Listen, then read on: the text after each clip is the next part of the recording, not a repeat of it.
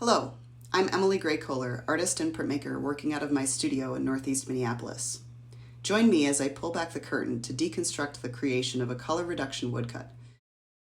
In this form of relief printmaking, a single block is used to create multiple layers of color on a print. Every woodcut, like any artwork, begins with an idea. When I designed this image, I was thinking about the transition of seasons, specifically where autumn turns to winter. Even after the first snow blankets the earth, a few stubborn leaves remain, reminding us of the warmth of summer past and that it will come once again.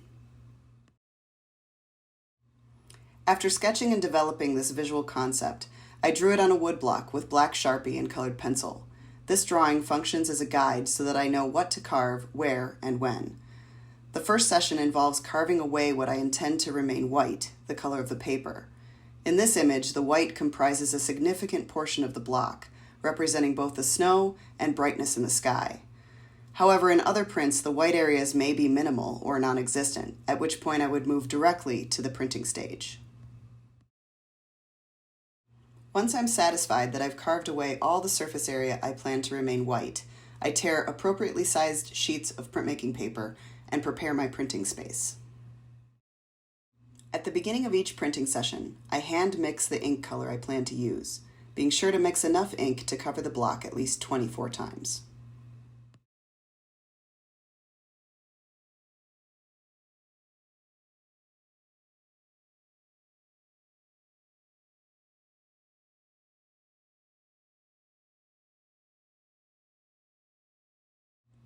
Once I'm happy with the development of the ink color, I roll out a thin, even layer on the inking plate.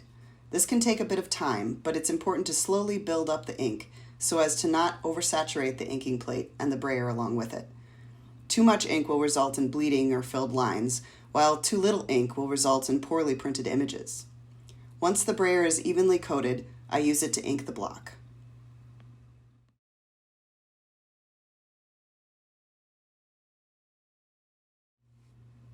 When I'm happy with the ink coverage on the block, I move to my printing press, carefully lining up the block, ink side to paper, roughly in the middle. I work on an etching press, so I use runners made of the same material and thickness as my printing block. This allows me to use the etching press to print relief. Relief printing is where the image being printed is created by the surface of the printing plate, in this case, a carved wood block. Working smoothly and evenly, I turn the crank which pulls the press bed along with the block and paper through the drums of the etching press. Heavy pressure exerted by the upper drum uniformly transfers the ink from the block to the paper. I then re-ink the block and repeat the process 23 more times, nesting each print in its own shelf on my drying racks.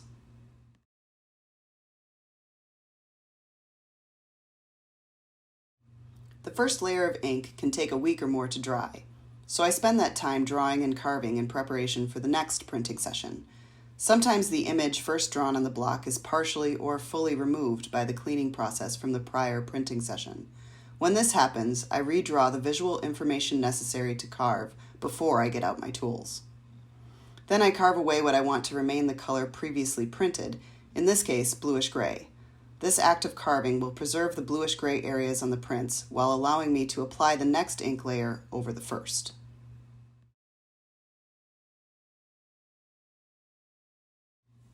Once the first layer of ink is fully dry, and I've finished carving away what I want to remain bluish-gray on the prints, I return to my inking station to mix and ink the next layer, in this case, yellow.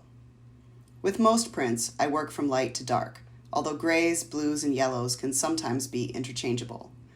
Since I was more concerned about the rich crispness of the bluish-gray ink than the intensity of the yellow, I printed the gray first. It is important to consider the shade, opacity, and vibrancy of the ink when deciding how to order the color layers of a print. Once I'm happy with my ink color and its application on the block, I again move to my press.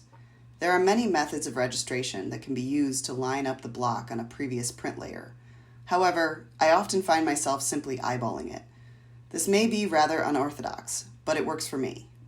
Every artist will find their own way of working that suits them best. After running the print through my press, I slide it onto my drying rack and, as before, repeat the process 23 more times until the yellow layer has been printed over the bluish gray on all the prints.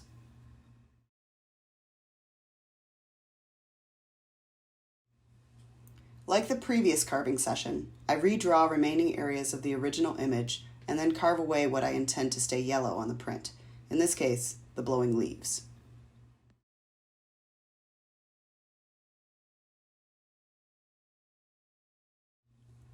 Once I'm happy with my carving and the yellow layer is dry, I mix, ink, and print the next, in this case the final layer, in the same manner as I did the previous two.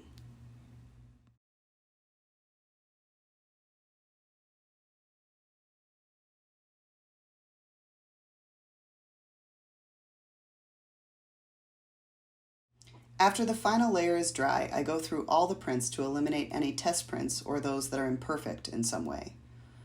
The remaining prints comprise the final edition. Because this process involves the sequential destruction of the block, my print editions are small and finite. I typically begin with only 24 sheets of paper, generally hoping to get an edition of around 16.